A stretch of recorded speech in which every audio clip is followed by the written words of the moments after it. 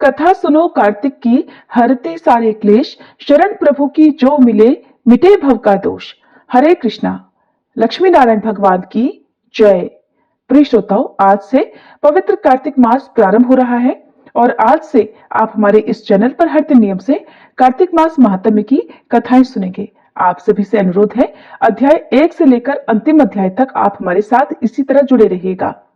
आज कार्तिक मास का प्रथम दिन है और इस पवित्र अवसर पर हम भगवान की महिमा का स्मरण करते हुए कथा की शुरुआत करेंगे। ये कार्तिक मास की महिमा का समय है जब हरि के नाम का जप और कथा का श्रवण हमें संसार सागर से पार ले जा सकता है। आइए अब आज की कथा को भगवान के श्री चरणों में समर्पित करते हैं। कथा का शुभारंभ करते हैं भगवान श्री कृष्ण और बूढ़ी माई की कथा से। कार्तिक मास महात्म्य का प्रारंभ आज हम तुलसी जी की कथा के साथ करते हैं, क्योंकि कार्तिक के महीने में सभी औरतें तुलसी जी को जल से सींचती हैं। तो ऐसे ही एक बूढ़ी माई भी थी जो कार्तिक मास में तुलसी जी को सींचने जाया करती थी। और जब वह जाती तो तुलसी माता से कहा करती कि हे तुलसी माता, सत्य की दाता, मैं तेरा बिरवा सींचती हूँ, मुझे बहू दे, पीले रंग की धोती दे, मीठा ग्रास दे, वैकुंठ में वास दे, अच्छी मौत दे, चंदन का काठ दे, अच्छा राज दे, खाने को दाल भात दे, और एकादशी के दिन कान्हा जी का कांधा दे। बुढ़िया की ये बातें सुनकर अब तुलसी माता धीरे धीरे सूखने लगी। तुलसी माता को इस प्रकार सूखती देखकर एक दिन भगवान कृष्ण ने उससे पूछा कि हे तुलसी, तुम प्रतिदिन सूखती क्यों जा रही हो? तब तुलसी माता कहने लगी कि बस मेरे मन की बात मत पूछो। भगवान ने कहा कि अरे, मैं नहीं पूछूंगा तो कौन पूछेगा? तब तुलसी माता कहने लगी कि एक बुढ़िया आती है और अपनी बात कहकर चली जाती है। मैं तो उसकी सभी बातें पूरी कर दूंगी, लेकिन कान्हा जी का कंधा कहां से लाऊंगी? तुलसी जी की ये बात सुनकर भगवान कृष्ण कहने लगे कि वह बुढ़िया मरेगी तो अपने आप ही कांधा देने में आ जाऊंगा, तुम बूढ़ी माई से ये बात कह देना। इसके बाद कुछ दिनों के बाद वह बुढ़िया मर गई। उस बूढ़ी माई के मरने पर सारा गांव इकट्ठा हो गया और उसका अंतिम संस्कार आने पर जब गांव के लोग उसे अर्थी पर उठाने लगे तो वे बहुत भारी हो गई, जिससे उस बूढ़ी माई की अर्थी टस से मस नहीं हुई, किसी से भी नहीं हिली। तो सभी कहने लगे, ये तो बहुत संस्कारी थी, बहुत पूजा पाठ करती थी, कोई पाप भी इसने नहीं किया, फिर आज मरने के बाद ये इतनी भारी कैसे हो गई? बूढ़े ब्राह्मण के वेश में भगवान कृष्ण वहां आए और कहने लगे, अरे, ये भीड़ कैसी है? तब गांव वाले कहने लगे कि एक बूढ़ी माई मर गई है और वह तो इतनी पापिन थी कि आज उसकी अर्थी ही नहीं उठ पा रही, बहुत भारी हो गई है। भगवान कृष्ण कहने लगे, अरे भाइयों, जरा मुझे इस बूढ़ी माई के कान में कुछ कहने दो, फिर यह अर्थी उठ जाएगी। भगवान कृष्ण बूढ़ी माई के पास गए और उसके कान में कहने लगे, माई, तू अपने मन की कर ले, पीतांबर की धोती ले, मीठा ग्रास ले, बैकुंठ में बास ले, चटक की चाल ले, चंदन का काठ ले, झालर की झंकार ले, दाल भात को जी और कान्हा जी का कंधा ले। भगवान की बातें सुनते ही बुढ़िया तो हल्की हो गई। भगवान कृष्ण अब उसे अपने कंधे पर ले गए। इस प्रकार बूढ़ी माई को मुक्ति मिल गई और वह भगवान के धाम वैकुंठ लोक को चली गई। हे तुलसी माता, जैसे आपने उस बूढ़ी माई के सत की लाज रखी, जैसे आपने उसके विश्वास की लाज रखी, वैसे ही इस कथा को कहने सुनने और हुंकारा भरने वाले सभी भक्तों की लाज रखना। जैसे भगवान ने उसे कांधा दिया, वैसे ही हमें भी कांधा देना। प्रेम से बोलिए तुलसी माता की जय, भगवान कृष्ण की जय। अब सुनिए कार्तिक मास महात्म्य का पहला अध्याय। एक समय धर्म के गूढ़ रहस्यों, ज्ञान, विज्ञान और शास्त्रों में वर्णित कथाओं पर गहन चर्चा करने के लिए 88,000 ऋषि मुनि नैमिषारण्य तीर्थ में एकत्रित हुए। उनके बीच में महर्षि वेद व्यास जी के सुयोग्य शिष्य श्री सूत जी महाराज ऐसे सुशोभित हो रहे थे जैसे आकाश में तारों के बीच में चंद्रमा। धर्म के सभी गूढ़ रहस्यों, 4 वेदों, 6 शास्त्रों और 18 पुराणों के ज्ञाता श्री सूत जी से शौनक आदि 88,000 ऋषि मुनियों ने कहा, हे मुनिश्रेष्ठ श्री सूत जी, आप कृपा करके हमें कोई ऐसा सरल उपाय बताइए जिससे हमारी इस घोर कलयुग के प्रहार से रक्षा हो सके। समस्त ऋषि मुनियों के मुख से यह बात सुनकर श्री सूत जी बोले, तुम्हारी श्रद्धा और प्रभु भक्ति देखकर हे ऋषियों, मेरा हृदय बहुत प्रसन्न है। इसी से आज से मैं तुम्हें कार्तिक महात्म्य की पावन कथा सुनाता हूँ। इन कथाओं को सुनने से इस कलिकाल में मनुष्य के समस्त पाप नष्ट हो जाते हैं और मनुष्य वैकुंठ लोक में चला जाता है। सो अब आप सभी सावधान होकर सुनिए। एक समय सभी जीवों का भला चाहने वाले ब्रह्मा जी के पुत्र श्री नारद मुनि ब्रह्मलोक में पहुंचकर जगत के रचयिता श्री ब्रह्मा जी को नतमस्तक प्रणाम करके विनीत भाव से पूछने लगे, हे जगत पिता, कृपा करके आप कोई ऐसा धर्मोपदेश सुनाने की कृपा करें जो इस कलयुग में सभी पापों को नष्ट करके मोक्ष देने वाला हो। नारद जी की श्रद्धा युक्त बात सुनकर श्री ब्रह्मा जी कहने लगे, हे पुत्र, तुमने संसार के कल्याण के लिए बहुत उत्तम बात पूछी है। तुम्हारी भगवान के चरणों में सच्ची श्रद्धा और भक्ति देखकर आज मैं तुम्हें कार्तिक मास का पावन महात्म्य सुनाता हूँ, जिसके पढ़ने और सुनने से मनुष्य के सभी पाप नष्ट हो जाते हैं और वह इस संसार में सुख भोग कर अंत में वैकुंठ लोक को जाता है। यह कार्तिक मास भगवान को अत्यंत प्रिय है। कार्तिक मास में किया हुआ व्रत, दान, नियम, संयम, पूजा पाठ, कथा श्रवण और भगवान के नाम का जप कीर्तन अत्यंत पुण्य प्रदान करते हैं। कार्तिक मास में भगवान का गुणानुवाद सभी प्रकार से फलदायक होता है। इस मास में भगवान के प्रति किया गया प्रत्येक धार्मिक कार्य सबसे बढ़कर फल देने वाला होता है। इससे बढ़कर कोई और तप और यश नहीं है। तुमने संसार की भलाई के लिए यह अति उत्तम प्रश्न किया है। सो मैं कार्तिक मास के महात्म्य की पुण्यदायिनी कथा कहता हूँ। अब तुम श्रद्धायुक्त और सावधान होकर सुनो। कार्तिक स्नान करने वाले मनुष्यों को प्रातःकाल ब्रह्म मुहूर्त में उठकर शौच आदि से निवृत्त होकर 12 अंगुल लंबी सुगंधि युक्त वृक्ष का दातुन करना चाहिए। परंतु याद रहे कि श्राद्ध, सूर्य अथवा चंद्र ग्रहण और एकम अमावस्या, छठ, नवमी, एकादशी और रविवार को दातुन नहीं करनी चाहिए। जिस दिन दातुन नहीं करनी हो उस दिन पानी से 12 बार कुल्ला करके मुंह को खूब साफ कर लेना चाहिए। जब 2 घड़ी रात्रि शेष रहे तब काले तिल, चंदन, चावल, पुष्प, कुशा लेकर तालाब, कुंड, नदी, संगम अथवा किसी भी तीर्थ स्थान पर जाएं। वहां हाथ जोड़कर प्रार्थना करें कि हे भगवान, आप और श्री लक्ष्मी जी को प्रसन्न करने के लिए मैं समस्त कार्तिक मास में स्नान करूंगा अथवा स्नान करूंगी। इस प्रकार प्रतिज्ञा करके श्री गंगा जी, श्री शिव जी और सूर्य देव और विष्णु भगवान का ध्यान करके नाभि तक जल में प्रवेश करके अच्छी तरह से स्नान करें। फिर जल से बाहर निकलकर देवता, ऋषि और पितरों का तर्पण करें। स्नान करके भेड़ बकरी की धूल से बचना चाहिए और छींक, थूक, कुत्ता, कौवा, ऊंट, उल्लू आदि से भी बचना चाहिए। अगर भूलवश इनमें से किसी का स्पर्श हो जाए तो फिर से स्नान करना चाहिए। मिथ्यावादी अर्थात झूठ बोलने और नीच प्रकृति वाले मनुष्य से वार्तालाप नहीं करना चाहिए। इसके बाद षोडशोपचार विधि से भगवान का पूजन करना चाहिए। भगवान को जल का अर्घ देकर प्रार्थना करनी चाहिए कि हे भगवान, आप श्री राधा जी सहित मेरे इस अर्घ को ग्रहण कीजिए। इस प्रकार प्रार्थना करके आह्वान, पाद्य, अर्घ, आचमन, स्नान, वस्त्र, चंदन, अक्षत, पुष्प, धूप, दीप, नैवेद्य, तांबूल, पुंगी फल, दक्षिणा, नमस्कार, ये 16 चीजें मूर्ति को अर्पित करते हुए तुलसी जी की मंजरी से भगवान की षोडशोपचार विधिवत पूजा अर्चना करनी चाहिए। श्री ब्रह्मा जी बोले, हे पुत्र, जो व्यक्ति तुलसी की मंजरी सहित भगवान शालिग्राम का एक बूंद चरणामृत पान करता है वह ब्रह्म हत्या जैसे बड़े बड़े पापों से मुक्त होकर वैकुंठ लोक को प्राप्त करता है, इसमें कोई संदेह नहीं। जो भगवान शालिग्राम की प्रतिमा के आगे अपने पितरों का श्राद्ध करता है उसके पितरों को तत्काल वैकुंठ की प्राप्ति हो जाती है और वह मोक्ष की प्राप्ति कर लेता है। जो भगवान श्री शालिग्राम की मूर्ति दान करता है उसे समस्त पृथ्वी के दान का फल प्राप्त हो जाता है। जो भगवान शालिग्राम की प्रतिमा को बेचता है वह महान कष्ट भोगता है। इसलिए कभी भी श्री शालिग्राम की मूर्ति को बेचना नहीं चाहिए। श्री विष्णु भगवान का पूजन शंख के जल से करना चाहिए। श्री शिव जी का पूजन बेल पत्रों से, सूर्य का तुलसी जी से, गणेश जी का पूजन धतूरे के फूलों से, श्री विष्णु का पूजन कमल के फूलों से और श्री महालक्ष्मी जी का पूजन मालती या फिर चंपा के फूलों से करके प्राणी परम पद को प्राप्त कर लेता है। परंतु जो भगवान को परम प्रिय तुलसी से भगवान शालिग्राम की पूजा करता है उसकी महिमा का वर्णन तो कोई भी नहीं कर सकता। इस प्रकार पूजा करने वाला भक्त जन्म मरण के अपार कष्ट से मुक्त हो जाता है। जिसकी मृत्यु तुलसी माला धारण किए हुए होती है वह जीव बिना किसी रोक टोक के सीधा वैकुंठ धाम को चला जाता है। जो तुलसी जी की छाया में अपने पितरों का श्राद्ध करता है उसके पितरों की अक्षय तृप्ति हो जाती है।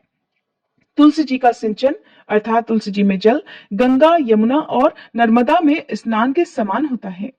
तुलसी जी का पौधा उगाने और सींचने से तथा उसका नित्य स्पर्श करने से मनुष्य के मन, वचन और कर्म तीनों प्रकार के पाप और ताप नष्ट हो जाते हैं। कार्तिक मास में व्रत करने वाला तुलसी जी का शांत चित्त से पूजन, प्रदक्षिणा और नमस्कार करके हाथ जोड़कर प्रार्थना करे कि हे हरि की परम प्रिया, हे सुभद्रा, देवताओं ने आपको बनाया और मुनीश्वरों ने आपका पूजन किया है।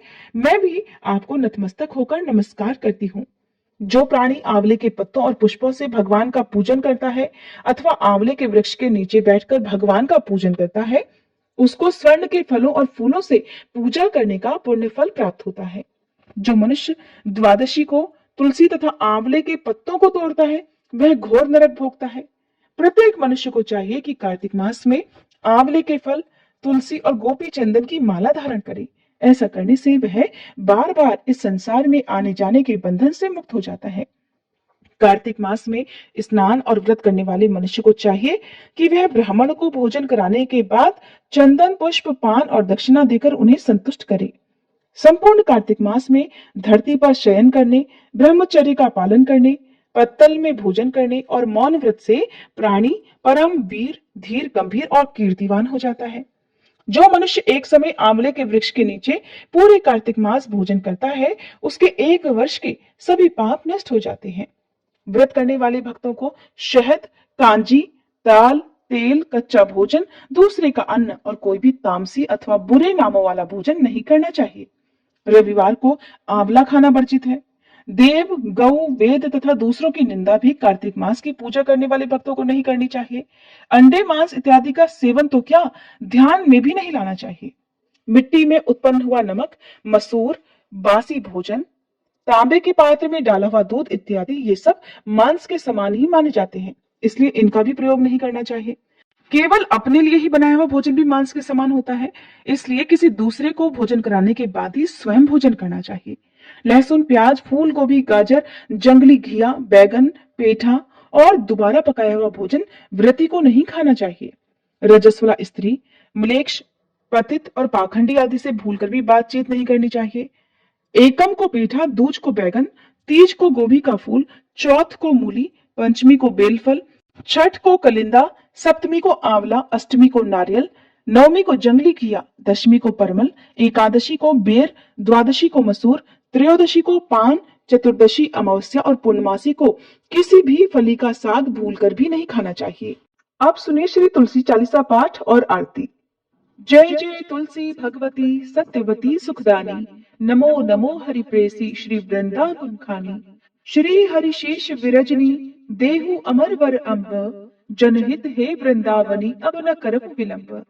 धन्य धन्य श्री तुलसी माता, महिमा अगम सदा श्रुति गाता, हरि के प्राण हो से तुम प्यारी, हर हेतु कीन्हो तप भारी। जब प्रसन्न है दर्शन दीन हो, तब कर जोरी विनय उस कीन्हो। हे भगवंत कंत मम होहु, दीन जानि जानि छाड़हु छोहु।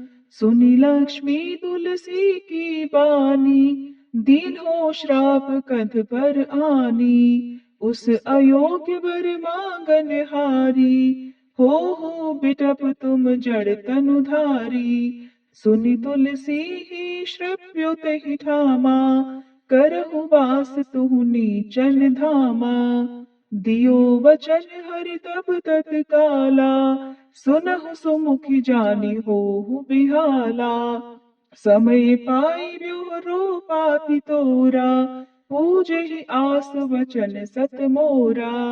तब गोकुल मह गोप सुदामा, तासु भई तुलसी तू बामा। कृष्ण रास लीला के माही, राधे शक्यो प्रेम लखि नाही। दियो श्राप तुलसी तत्काला, नर लोकहि तुम जन्महु बाला।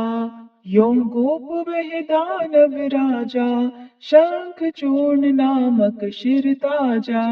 तुलसी भई तासु की नारी, परम सती गुण रूप अगारी। अस द्वै कल्प बीत जब गयहु, कल्प तृतीय जन्म तब भयहु।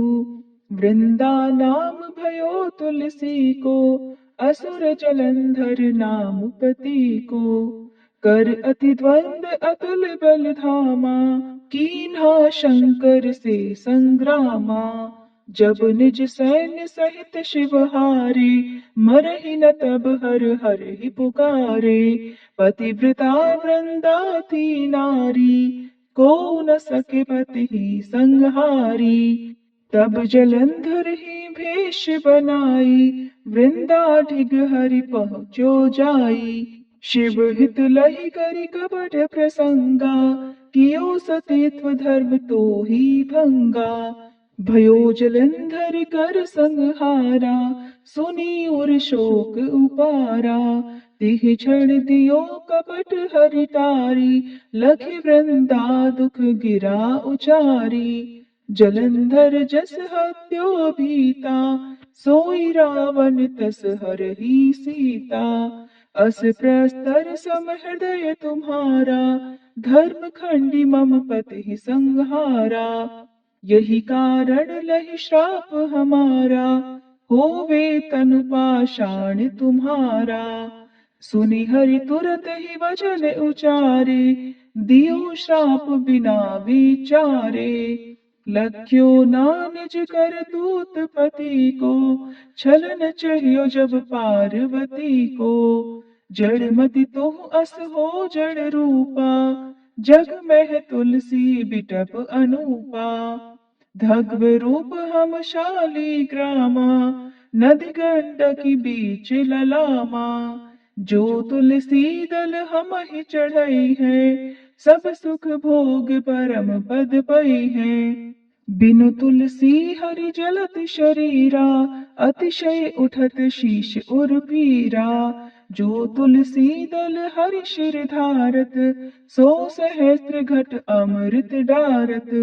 तुलसी हरि मन रंजनिहारी, रोग दोष दुख भंजनिहारी। प्रेम सहित हरि भजन निरंतर, तुलसी राधा में नाही अंतर।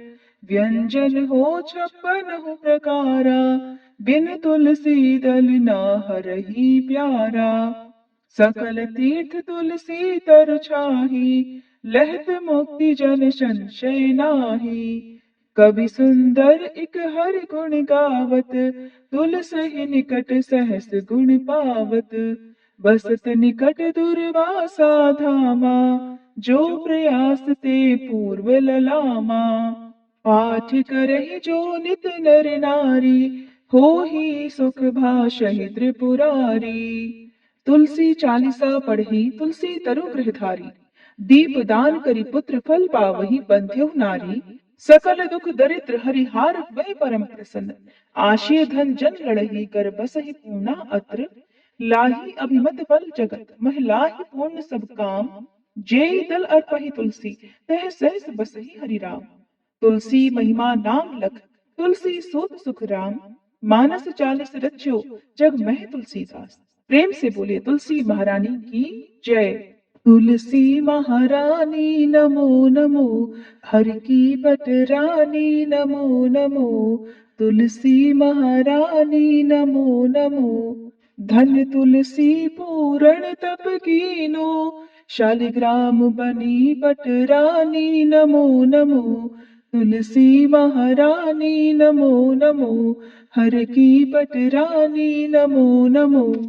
जाके पत्र मंजरी कोमल, श्रीपति कमल चरण लपटानी नमो नमो। तुलसी महारानी नमो नमो, हरि की पटरानी नमो नमो। कौन महीने बोई रानी तुलसा, कौन महीने हुई हरियाली नमो नमो। तुलसी महारानी नमो नमो, हर की पटरानी नमो नमो।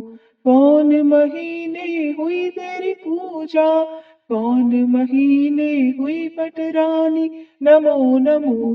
तुलसी महारानी नमो नमो। आषाढ़ मास में बोई रानी तुलसा, सावन महीने हुई हरियाली नमो नमो। तुलसी महारानी नमो नमो, हरि की पटरानी नमो नमो। कार्तिक मास में हुई तेरी पूजा, मंगसिर मास हुई पटरानी, नमो नमो। तुलसी महारानी नमो नमो, हर की पटरानी नमो नमो। धूप दीप नैवेद्य आरती, पुष्पन की वर्षा बरसानी, नमो नमो। तुलसी महारानी नमो नमो, हर की पटरानी नमो नमो। 56 भोग 36 व्यंजन, बिन तुलसी हरि एक न मानी, नमो नमो। तुलसी महारानी नमो नमो, हरि की पटरानी नमो नमो। जो तुलसी को सवेरे गाए, श्री कृष्ण के दर्शन पाए, नमो नमो। तुलसी महारानी नमो नमो, हर की पटरानी नमो नमो। जो तुलसी को दोपहर गाए, खीर खांड का भोग लगाए, नमो नमो। तुलसी महारानी नमो नमो, हर की पटरानी नमो नमो। जो तुलसी को सांझ को गाए, श्री कृष्ण की आरती उतारे, नमो नमो। तुलसी महारानी नमो नमो, हर की पटरानी नमो नमो। जो तुलसी को रात को गाए, श्री कृष्ण के चरण दबाए, नमो नमो। तुलसी महारानी नमो नमो, हर की पटरानी नमो नमो। सब सखी मैया तेरु यश गावे, भक्ति दान दी जय महारानी, नमो नमो। तुलसी महारानी नमो नमो, हर की पटरानी नमो नमो। तुलसी महारानी नमो नमो, हर की पटरानी नमो नमो।